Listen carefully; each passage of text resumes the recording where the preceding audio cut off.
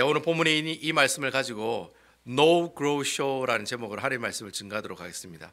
제가 이 교회에 와가지고 처음으로 하나님의 말씀 제목을 영어로 만들었습니다. 그래서 제목을 한글로 번역하면은 예수님을 알고 예수님 안에서 자라나고 예수님을 전도하고 전하는 복음을 전하는 사람이 되세요. 그런 뜻입니다. 그래서 No Grow Show 이렇게 영어에 나오는 내용들을 가지고 여러분들에게 제목으로 정해봤습니다.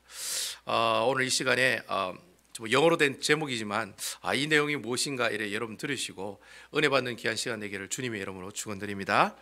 여러분 오늘 요한 2서의 저자가 누구냐면은 사도 요한입니다.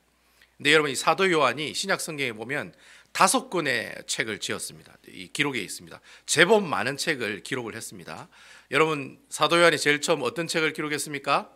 요한복음이 있죠. 요한복음, John, 영어로 John이라죠. 요한복음이 사도 요한이 기록을 했고요.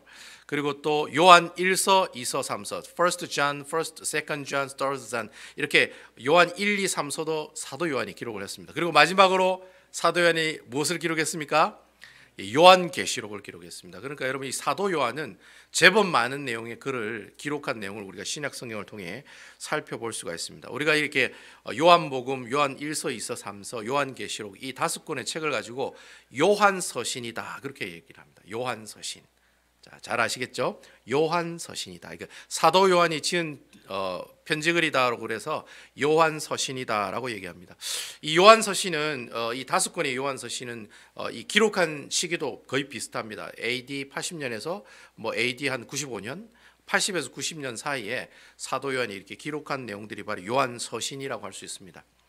제가 오늘 여러분들께 이 요한이 지은 이 서신들에 대한 특징들을 제가 4가지를 설명을 드릴 건데요. 이 4가지의 특징을 아는 게 굉장히 중요합니다, 여러분. 요한 서신이 5권에 가지고 있는 이 책들의 공통점이 뭐냐? 첫 번째 그 공통점이 뭐냐니까 첫 번째는 이 요한 서신은 예수님에 관한 이야기가 생생하게 기록되어 있다는 겁니다. 그러니까 여러분 요한복음을 잘 읽어보시면 꼭 내가 옆에 있는 것처럼 사도 요한이 얘기하는 내용을 우리가 볼 수가 있어요. 그래서 요한복음을 읽어보시면 내 옆에 예수님이 계신다는 느낌이 받을 정도로 아주 생생하게 그 현장을 기록하고 있는 내용을 볼 수가 있습니다. 그래서 여러분 요한 1서대에 보면은 우리가 보고 듣고 만진 바다 그렇게 얘기를 하죠. 여러분 아시다시피 사도 요한은 예수님께서 부르셨을 때부터 부활 승천하실 때까지 예수님을 계속해서 쫓아다녔던 사람이 바로 사도 요한이었습니다. 그러니까 예수님을 직접 보기도 하고 예수님을 만지기도 하고 또 부활하신 예수님도 몸도 만지기도 하고 같이 식사도 하고 같이 울기도 하고 같이 기도도 하고 그렇게 살았던 사람이 사도 요한이었습니다. 그리고 마지막에 예수님의 어머니인 동정녀 마리아를 끝까지 보필하고 모셨던 사람이 바로 사도 요한이었습니다. 그래서 여러분 이 사도 요한이 예수님을 직접 따라다니면서 이렇게 직접 눈으로 자기가 봤기 때문에 부활하신 예수님 직접 눈으로 본 사람이기 때문에 이 5권의 요한 서신을 보면은 굉장히 뭐랄까요? 아주 예수님이 옆에 살아 계시는 것 같은 뭐뭐 했다 하더라 이런 내용이 없습니다. 내가 봤고 들었고 만진 바 되었다. 그렇게 아주 확신 있게 얘기를 해요. 왜냐하면 예수님이 직접 옆에서 진짜 보고 듣고 만졌기 때문에 그렇게 확신에 찬 모습으로 얘기를 하는 거죠. 우리가 누구를 소개할 때 나 진짜 그 사람 봤다고, 내가 진짜 트럼프 대통령 봤다고, 내가 옆에서 같이 밥 먹었다고. 여러분 트럼프 대통령 백악관에서 만나고 밥 먹었다라는 그런 경험을 하면 그거 아주 생생하게 처음부터 끝까지 여러분 옆에 있는 사람한테 얘기할 수 있어요, 없어요? 얘기할 수 있죠. 언제 어디서 무엇을 어떻게 했냐 그거까지 막 얘기를 막 쭉 스토리를 얘기할 수 있잖아요. 자기가 그 경험했기 때문에 내가 옆에서 봤기 때문에 내가 그 사람하고 이렇게 손을 잡고 악수를 해봤기 때문에 그 사람이 손이 나보다 큰지 안 큰지 잘 안다는 거예요. 그래서 사도 요한이 기록한 요한의 서신의 첫 번째 특징은 예수님에 관한 기록이 너무나도 잘 생생하게 잘 기록되어 있다라는 거예요. 이게 첫 번째 요한 서신의 특징이고요. 두 번째는 뭐냐면은 이 두 번째는 이 사도 요한에 나오는 이 5권의 책들이 모두 다 교육에 관련된 내용으로 기록이 되었다라는 겁니다. 그러니까 이 내용을 가지고 좀 초신자들에게 교육을 해야 되겠다라는 그런 책임감을 느끼고 기록한 책이라는 거예요. 그래서 여러분 요한복음에 보면은 여러분들 그런 얘기 들어보셨어요? 교회 처음 나와가지고 예수 믿는 사람한테 무슨 책부터 먼저 보라고 그럽니까? 요한복음을 먼저 읽어보라고 합니다. 왜 요한복음을 읽어보라고 하냐면 요한복음은 기록할 때 누구를 위해서 기록했냐면은 예수를 믿다가 다시 예수를 믿지 않고 떠나간 사람들이거나 아니면 예수를 막 믿은 초신자들한테 읽으라고 기록한 책이 바로 요한복음입니다. 그리고 그러한 내용들을 하나 더 설명하고 추가시키는 내용이 요한 1서, 2서, 3서에 나오는 내용이고 요한계시록도 마찬가지로 교회란 무엇이냐 그러한 것들을 교육하기 위해서 기록한 책이 바로 사도 요한이 지은 5권의 요한서신의 내용이다라고 하는 겁니다.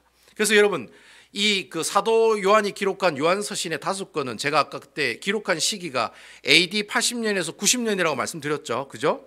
그래서 이 사도 요한이 반모섬에 끌려갔다가 거기서 요한계시록을 쓰고 얼마 있다가 이제 순교를 하게 되거든요. 그때 이제 늙어서 이제 생을 다 마감하게 되거든요. 유일하게 사도 요한만 순교를 안 하고 이렇게 끝까지 살다가 돌아가신 분이 바로 사도 요한입니다. 근데 그때 그 기록한 때가 80년에서 90년이에요. 예수님이 언제 돌아가셨냐면 AD 30년에 보통 돌아가셨다고 얘기를 해요. 그럼 예수님이 돌아가신 지 몇 년이 지난 때입니까? 60년 정도가 지났을 때예요. 60년이 지났다는 말이 무슨 말이냐면 예수님이 살아계실 때 있었던 사람들이 이제 다 어떻게 하셨다? 돌아가셨다는 거예요. 그러면 이 요한복음이라든지 요한 1서, 2서, 3서, 요한계시록을 읽는 사람들은 주로 누구라는 겁니까? 예수님을 직접 보고 경험한 사람들이 아니라 어떻게 해요? 그 자녀들이 이 글을 읽는다라는 거예요. 무슨 말씀인지 아시겠죠? 그래서 보통 이 요한복음과 요한 1, 2, 3서, 요한계시록 나오는 책을 보는 사람들이 그 당시 예수님과 함께 있었던 사람들이 아니라 그의 자녀들이 읽는 글이라는 거예요. 그래서 여러분 오늘 요한 2서에도 보면은 누구한테 보냈다고 되어 있습니까? 택하심을 받은 부녀와 그의 자녀들에게 권한다. 그리고 또 여러분 요한 1서에도 보면은 어떻게 해요? 젊은 자들에게 누구에게 막 이렇게 우리가 서신서를 보면 그런 내용들이 많이 나오잖아요. 자녀들에게 뭐 어떤 얘기한다 이런 요한 서신에 보면은 자녀들에 관한 얘기가 많이 나와요. 그래서 이 자녀들이 관한 단어가 왜 많이 나오느냐? 바로 너희가 예수님을 믿으면 이렇게 믿어야 되지 않겠니? 라고 이렇게 교육을 하는 내용들이 많이 나오기 때문에 그래서 이 요한서신은 교육적인 책임감을 가지고 사도 요한이 마지막에 이 사도 요한이 이 책을 기록했을 때가 나이가 한 80살 정도 됐다 그렇게 생각하거든요. 그러니까 자기가 나이가 많으니까 이제 마지막으로 젊은 예수 믿는 사람들에게 무슨 내용을 적을까라고 기록한 글이 바로 요한복음, 요한 1서, 2서, 3서, 요한계시록에 나오는 내용들이라는 거죠. 그래서 두 번째 특징이 교육적인 그런 차원으로 이 글을 기록했다는 거예요. 그 세 번째의 특징이 뭐냐면은 세 번째는 이단들을 조심하라고 그런 내용들을 많이 기록했다는 거예요. 그래서 여러분들 그 요한 1서 우리 저번 주에 특별 새벽 기도하면서 숱하게 얘기하는 내용이 뭡니까? 예수님의 성육신을 부인하고 예수님이 하나님의 아들이 아니다라는 사람을 어떻게 해요? 조심하라. 그 사람들을 경계하라. 그 사람들을 어떻게 해라? 내쫓으라. 그런 얘기를 했다라고 제가 여러분께 말씀을 드렸어요. 그래서 여러분 요한복음이라든지 요한 1서, 2서, 3서, 요한계시록을 읽어보시면 이단들을 조심하라고 하고 이단들에 관한 얘기들이 굉장히 많이 나와요. 여러분 요한계시록에도 보면은 소아시아 7교회에게 보낼 때 이단의 유혹에 빠져서 고생하는 교회와 그렇지 않은 교회 여러분 분간하면서 이렇게 얘기하는 내용을 볼 수가 있어요. 바로 그런 이유가 바로 이러한 이유들 때문에 있다라고 하는 겁니다. 그 당시 사도 요한이 쓴 이 글을 받는 교회가 어떤 어려움을 겪었냐면 이단들 때문에 굉장히 많이 어려움을 겪어요. 그래서 뭐 영지주의라든지 제가 말씀드렸던 게린투스주의자들이라든지 그러니까 예수님의 육신은 믿지 않는다는 거예요. 예수님께서 육신의 몸을 입고 왔다는 사실을 안 믿는 사람들이 있어요. 그 대신 예수님은 믿어요. 영으로 오신 예수님을 믿고 육신으로 오신 예수님을 안 믿는 거예요. 그러니까 부활이라는 존재를 안 믿는 사람들이라는 거죠.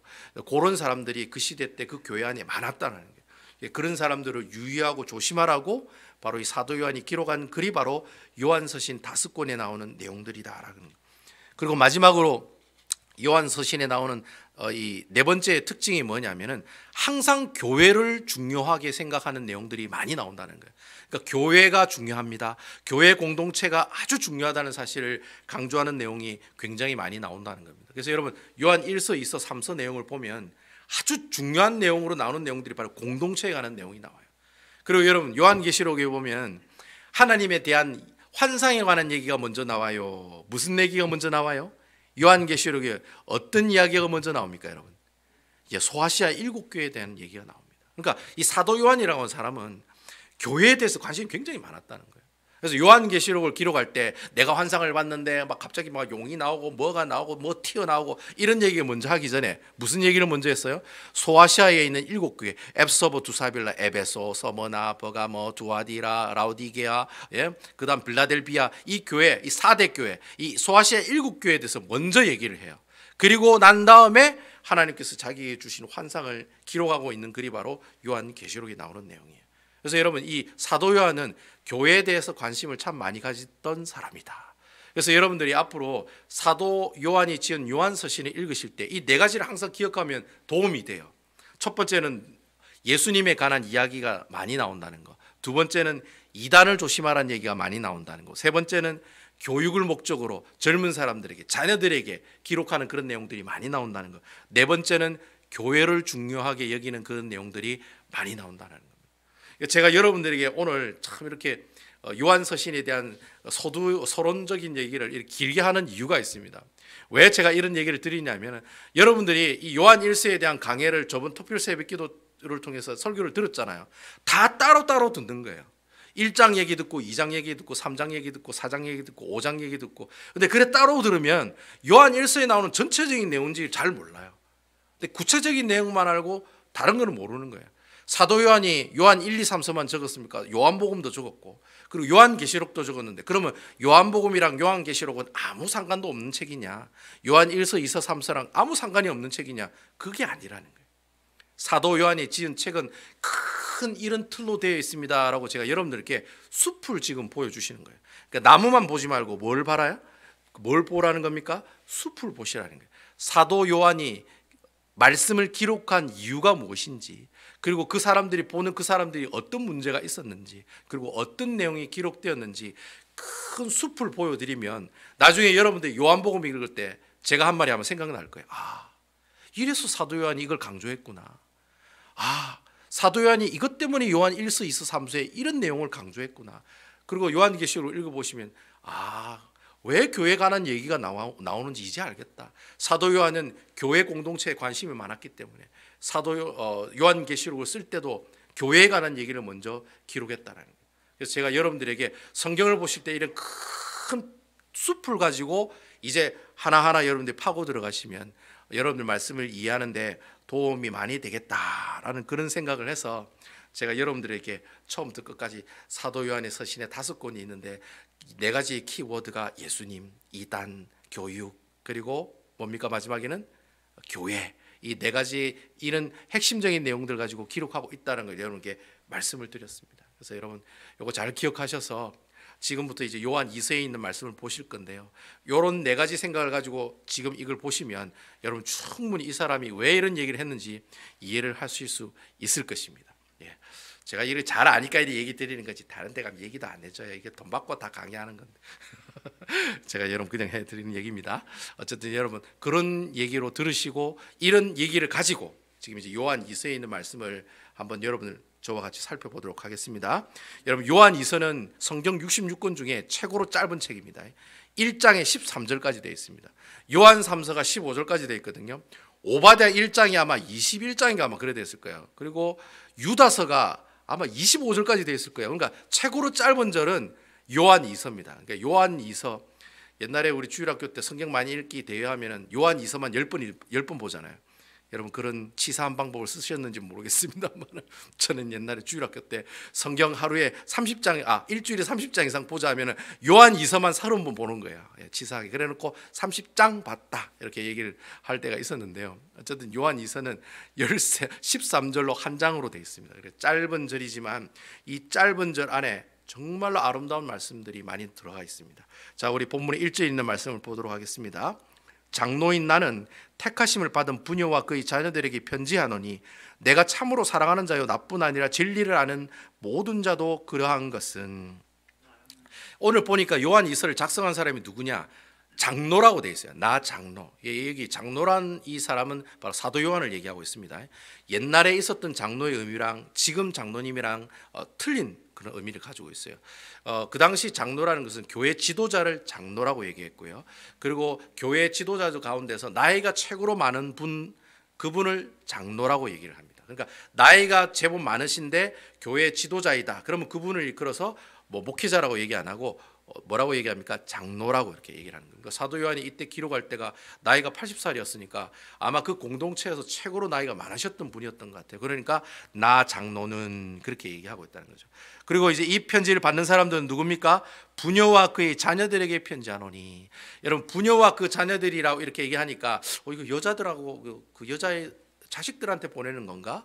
뭐 이래 생각하시는 분이 있는데, 성경에 보통 이 부녀와 그 자녀들이라고 하는 말은 통틀어서 교회를 향해서 쓴다, 이런 뜻입니다. 아시겠습니까? 그리고 부녀라고 하는 말은 헬라어로 퀴리오라고 하는 주인이란, 고귀한 사람이란 뜻이거든요. 그러니까 이 말이 이제 아주 소중한 사람, 이런 뜻이에요. 소중한 사람의 그 자녀들, 이렇게 얘기하니까 이거는 그냥 전체적으로 봤을 때 교회를 일컫는 내용이다, 그렇게 생각하시면 돼요. 그러니까 요한 이서를 쓰는 사람은 사도 요한이고, 그 편지를 받는 사람은 누구예요? 교회가 이 편지를 받는다라는 뜻입니다. 그래서 그러면 이 사도 요한이 이 13절이라는 짧은 내용을 가지고 과연 이 교회가 이 서신을 받을 때 무슨 얘기를 하고 싶었는가? 무슨 얘기를 하고 싶었을까요? 이 짧은 내용을 가지고. 그래서 여러분, 이 짧은 내용의 13절 안에 무슨 내용이 들어가 있느냐면, 교회란 무엇인가라고 하는 질문에 대한 답이 이 글 안에 담겨져 있다라고 하는 사실입니다. 그래서 여러분, 우리가 보통 이 요한 이서의 주제가 뭐냐 이렇게 얘기하면 교회다, 그렇게 얘기합니다. 그러니까 교회란 무엇인가라는 것을 알고 싶으면 어떤 내용을 봐야 돼요?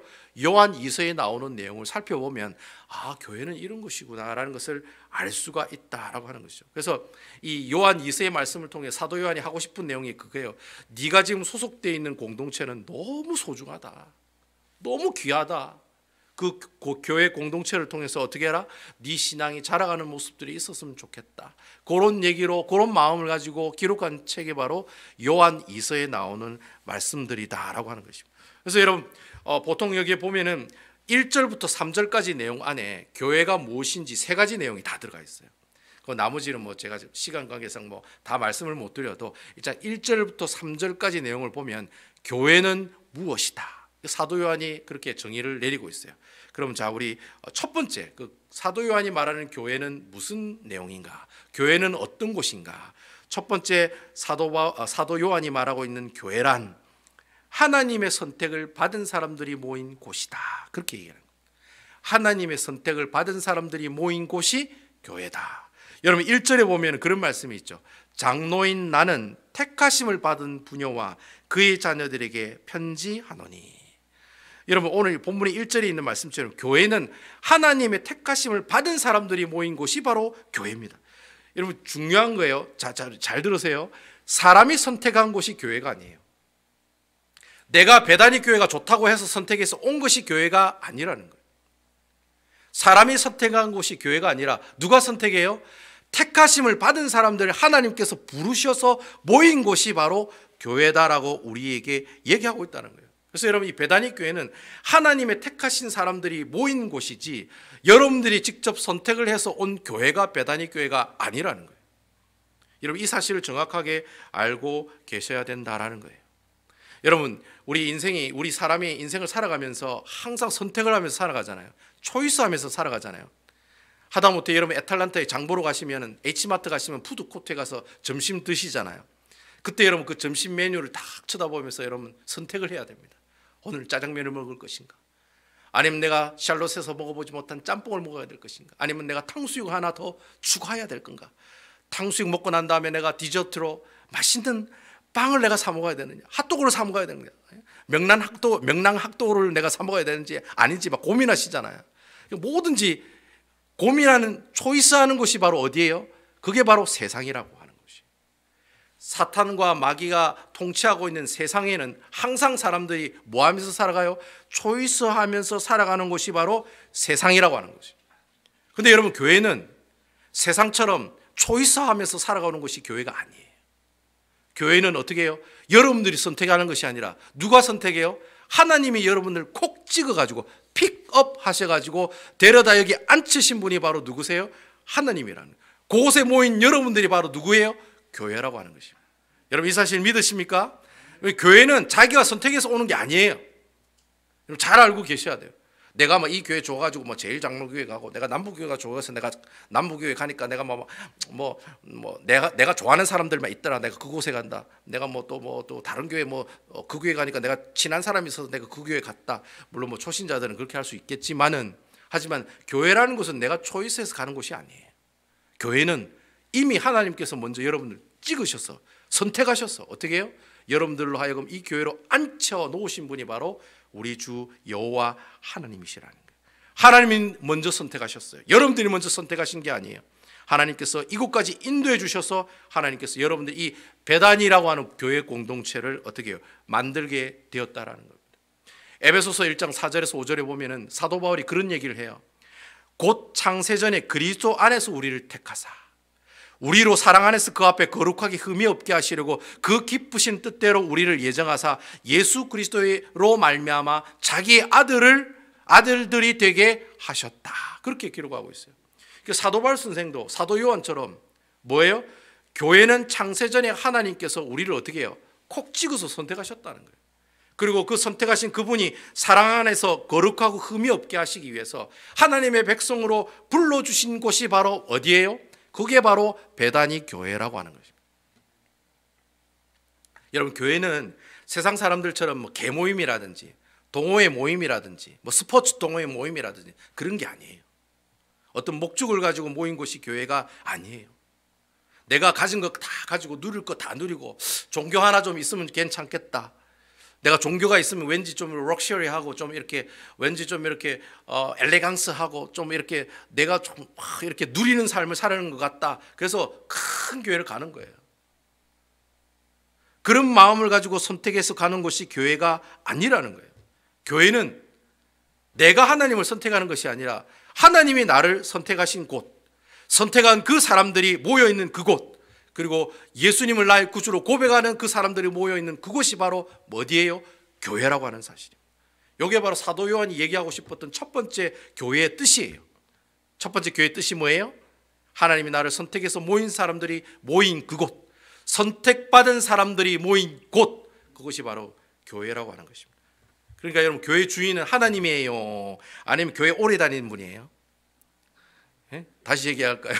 교회는 담임 목사가 주인이에요? 아니면 하나님이 주인이에요? 하나님이 주인이라는 거예요.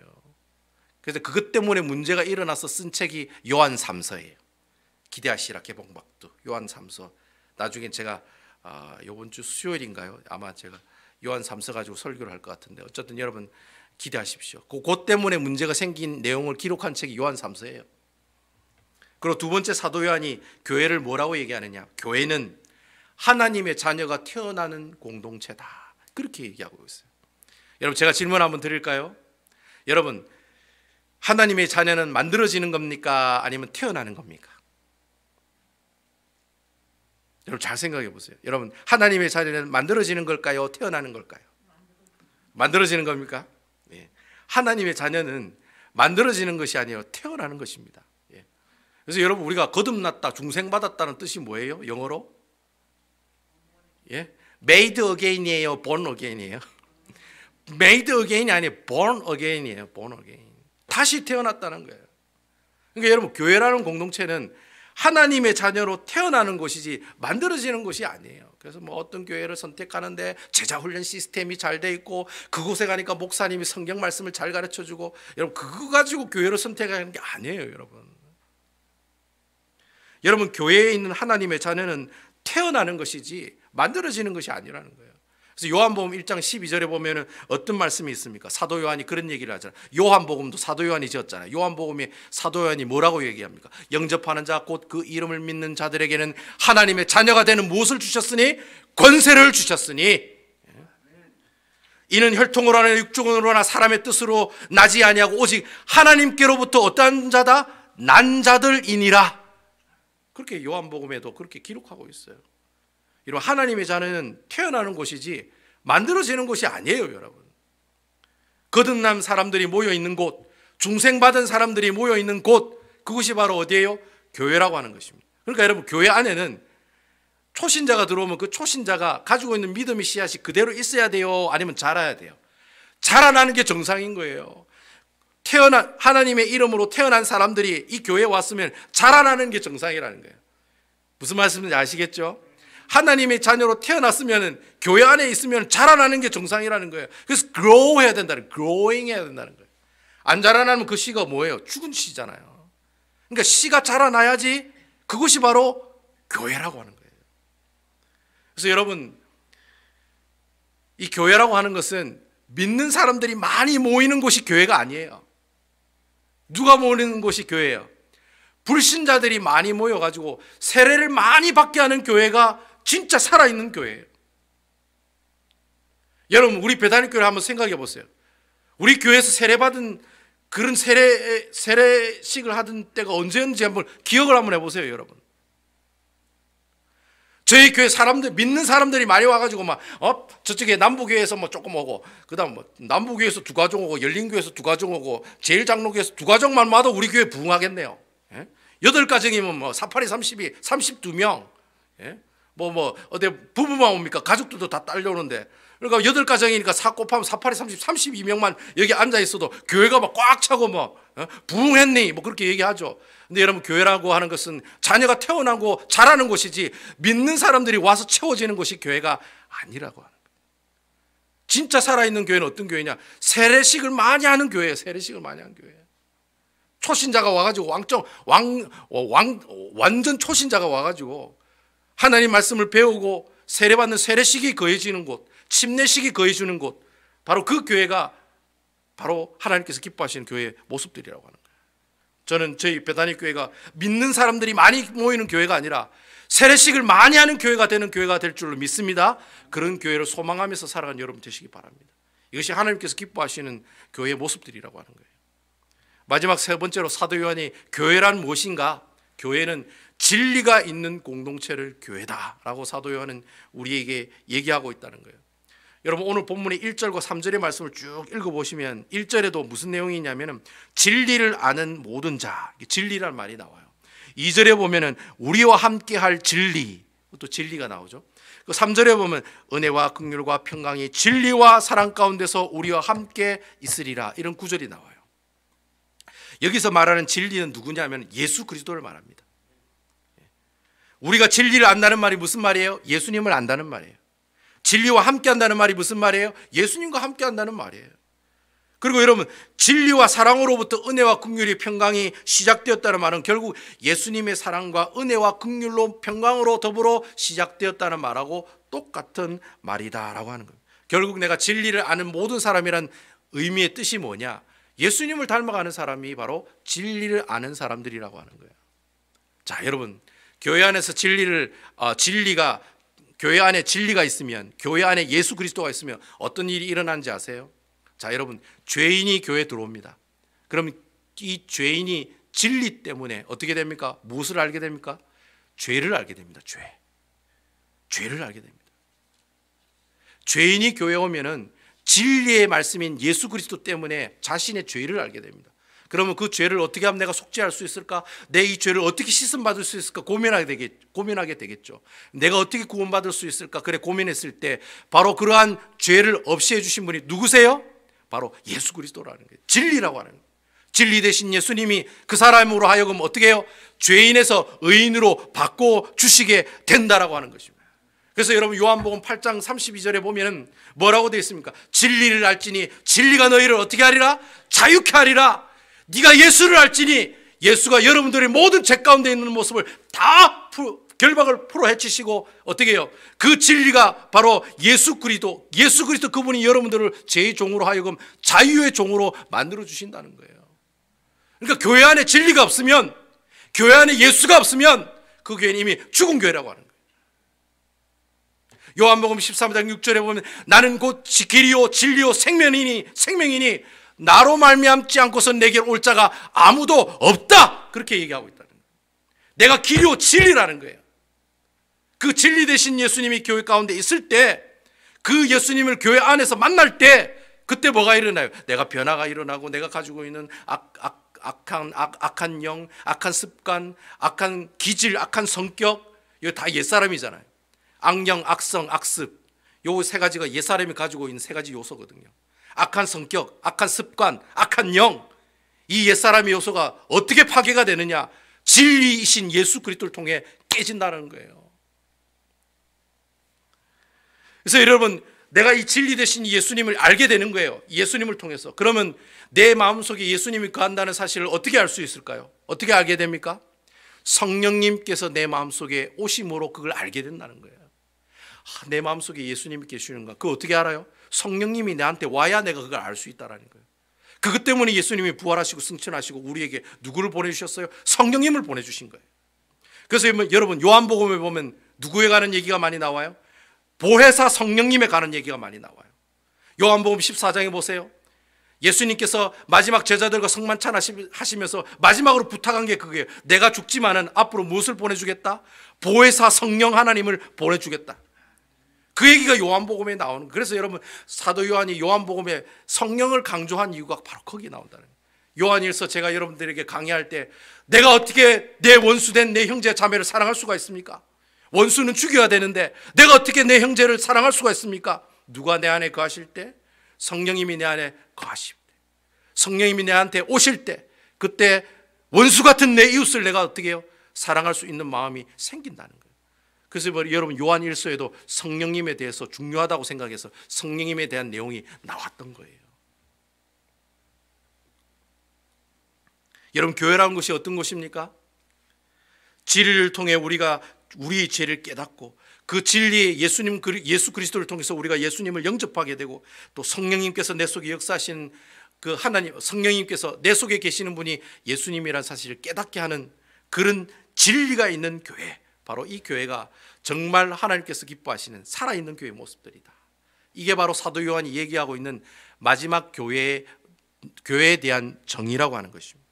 그러니까 여러분, 사도 요한이 이 짧은 절을 통해서, 이 짧은 구절, 세 구절을 통해서 우리에게 그렇게 얘기하는 거예요. 교회란 무엇인지 아느냐? 교회는 하나님의 선택을 받은 사람들이 모인 곳이다. 두 번째, 교회는 하나님의 자녀가 태어나고 자라는 곳이다. 그리고 세 번째는 진리가 있는, 바로 진리의 예수 그리스도가 있는 그 교회. 그 교회가 바로 어떤 교회예요? 바로 하나님께서 기뻐하시는 교회다라고 하는 거예요. 여러분, 요즘 한국에 가면 가나안 성도라고 하는 사람들이 지금 문제를 많이 일으키고 있어요. 가나안 성도. 여러분, 가나안 성도가 누군지 아세요? 여러분, 가나안을 거꾸로 읽어보세요. 가나안 거꾸로 읽으면 뭐라고 읽으면? 안 나가? 교회 안 나가? 그 사람들이 가나안 성도입니다. 그 사람들을 일컬어서 가나안 성도라고 해요. 가나안 성도들은 예수님을 믿어요. 인터넷을 통해 예배도 드리고 온라인으로 헌금도 해요. 근데 절대로 교회는 안 나가요.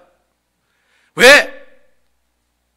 타락한 목사 보기 싫고, 타락한 내 형제 자매들 보기 싫고, 교회가 세금 포탈하고, 목사가 간음죄를 범하고, 교회가 온통 재정 문제로 파탄하는 그런 모습들을 보면서 내 더러워서 교회 못 가겠다.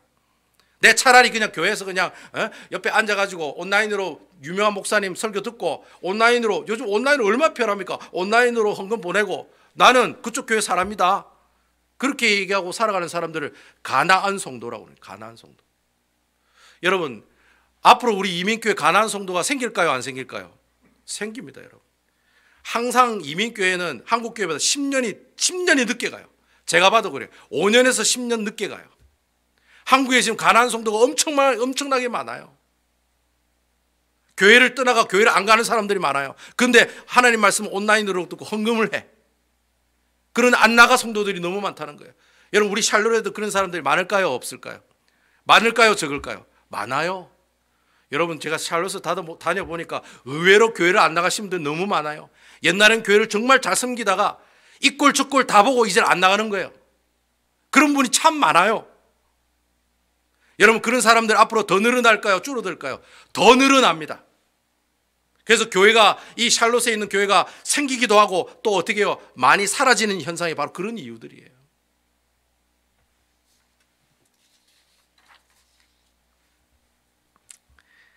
하나님께서 이 땅에, 하나님께서 우리를 너무 사랑하셔서 우리에게 주신 두 가지의 공동체가 있습니다. 우리를 위해 만들어준 공동체. 첫 번째가 뭐예요? 가정입니다. 두 번째가 뭐예요? 교회입니다. 교회. 하나님이 만드신 공동체입니다. 이거는 우리를 위해서. 여러분, 사단이 이거 알아요? 몰라요? 알아요. 그래서 여러분, 사단은 길을 쓰고 가정을 깨트리려고 합니다. 사탄 마귀는 기를 쓰고 교회를 쓰러뜨리려고 합니다. 그래서 요즘 여러분 가정이 파탄나는 가정이 많죠. 요즘 뭐 어르신들도 뭐 황혼 이혼이라 해가지고 70, 80대면은 이혼하시는 분들이 많대요. 한국에는. 왜 그렇게 가정이 깨어지는 모습들이 있을까요? 사탄 마귀가 그 싫어하기 때문에 그런 거예요. 요즘 교회가 얼마나 많이 세워지고 얼마나 사라집니까? 여러분 샬롯에 제가 뭐 온 지는 뭐 한 5년밖에 안 되지만 제가 얘기를 들어보니까 샬롯에 왔다가 태어났다가 개척됐다가 사라진 교회가 엄청 많더라고요. 왜 그런 일들이 일어날까요? 사탄 마귀가 교회가 부흥하고 교회가 자라는 그 꼴을 못 보는 거예요. 어떻게 해서든지 성도들끼리 이간질시켜서 떨어뜨려 나가고 분리시키려고 그렇게 생각을 하고 있다는 거예요. 그래서 여러분 교회라는 것은 이렇게 죄 때문에 서로 분열된 이 모습들을 회복시키게 하는 곳이 어디예요? 교회예요. 교회. 여러분들이 교회 때문에 나누어졌던 그 마음을 회복시키는 곳은 교회밖에 없습니다. 여러분.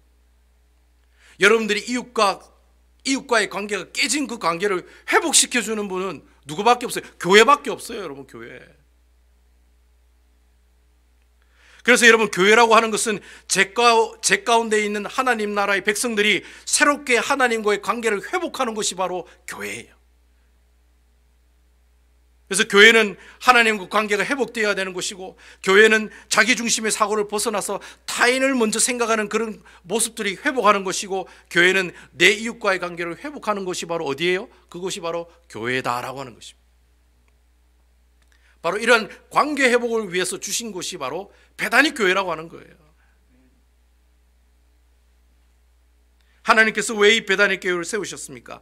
그냥 예수 믿는 사람들끼리 모여가지고 좋아하고 기뻐하고 안일하게 신앙생활하라고 마음의 평안하라고 이 교회로 여러분들을 부르셨는가? 그렇지 않다는 거예요.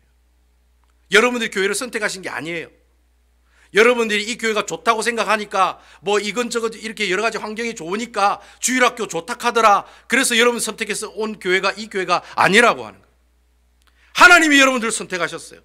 하나님들이 여기를 부르셨어요.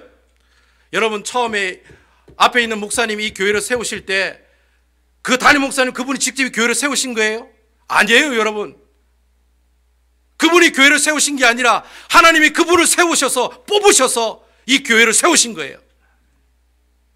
그래서 이 교회는 누구 목사 교회가 아니에요. 누구 사람의 교회가 아니라는 거예요. 하나님의 교회예요. 하나님께서 여러분을 선택하시고 부르신 교회가 바로 이 베다니 교회이기 때문에 여러분, 이 베다니 교회는 하나님 나라의 백성들이 계속해서 탄생되는 곳이어야 돼요. 불신자들이 와서 세례를 받고 초신자들이 와서 자신의 믿음이 자라나야 하는 곳이 바로 우리 베다니 교회여야 된다는 거예요. 그리고 여러분, 이 베다니 교회는 진리의 공동체가 되어가지고 정말 이 진리 되신 예수님을 통해서 자기 죄를 깨닫고, 교회 와가지고 자기 죄를 깨달아야죠. 예수님 때문에 그 죄를 깨닫고 하나님 앞에 회개하고 하나님과의 관계가 회복되고 예수님과의 관계가 회복되고 내 이웃과의 관계가 회복되고 내 자녀들과의 관계가 회복되는 그 교회가 바로 하나님께서 원하시는 베다니 교회의 모습들이라고 하는 것입니다. 여러분, 우리의 신앙은 예수님을 철저하게 알아가고 예수님을 통해서 철저하게 성장해 나가고 예수님을 통해 우리에게 어디에요? 믿지 않은 사람들에게 보여주는 것이 바로 이 베다니 교회의 존재의 목적이라는 거예요. 그래서 제가 여러분들에게 유식하지만 No Grow Show라고 정인 이 교회의 존재의 목적, 우리 교회 표가 이거예요. No Grow Show. 예수님을 알아가십시오. 예수님 가운데 자라가십시오. 그리고 예수님을 보여주는 사람이 되십시오. 그래서 제가 No Grow Show로 정한 거예요. 이 No Grow Show에 관한 이 내용이 바로 우리 베다니 교회의 존재 목적이라고 하는 것입니다. 사랑하는 성도 여러분, 올해 한 해 이 베다니 교회를 뜨겁게 사랑하시기 바랍니다. 아멘입니까? 네. 이 교회를 통해 상처가 치유되는 분이 되시기를 부탁드립니다. 이 교회를 통해서 예수님을 알아가고 예수님 좀 만나고 예수님 안에서 자라나고 예수님을 내 주위에 있는 사람들에게 보여주고 나눠주고 챙겨주는 그런 전도와 선교의 사명을 감당하는 교회가 되기를 소원합니다. 아무쪼록 이러한 교회를 위해 기도하시고 교회 와서 정말 예수님 만나시고 예수님 때문에 내가 살아갑니다. 이 내가 만난 그 예수님 옆에 있는 이웃들에게 증가하기를 원합니다. 얘기해 주고 싶습니다. 보여주고 싶습니다. 그러한 간절한 마음이 여러분들 가운데 살아나시는 우리 베다니 교회 성도 여러분들이 다 되시기를 주님의 이름으로 축원을 드립니다.